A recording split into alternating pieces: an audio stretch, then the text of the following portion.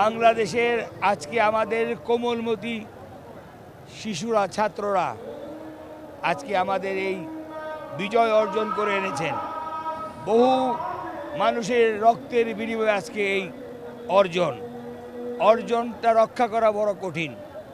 আমি আজকে সারা বাংলাদেশের সকল মানুষকে আহ্বান করব, এই স্বাধীনতাকে, এই অর্জনকে রক্ষা করে আগামীতে দেশকে সুন্দরভাবে সাজিয়ে তোলার লক্ষ্যে সকলে ঐক্যবদ্ধ থাকুন, চোখ কান খোলা রাখুন, স্ব এলাকাতে মানুষের হেফাজত করার দিকে খেয়াল রাখুন।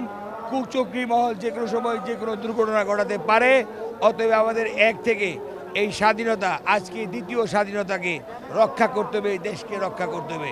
আমি ধন্যবাদ জানাই কোমলমতি শিশুদের, যাদের আন্দোলনের ফসল আমাদের দেশনেত্রী বেগম খালেদা জিয়া মুক্ত হয়েছেন, যাদের আন্দোলনের ফসল হিসেবে আমাদের তারেক রহমান মুক্ত হয়েছেন, যাদের আন্দোলনের ফসলে দেশের রাহু মুক্ত হয়েছেন, যাদের আন্দোলনের ফসলে এই দেশ আজকে সুষ্ঠু অবাধ হাসতে পারতেছে, যারা শহীদ হয়েছেন, সকল শহীদের প্রতি আমি গভীর শ্রদ্ধা জানাচ্ছি।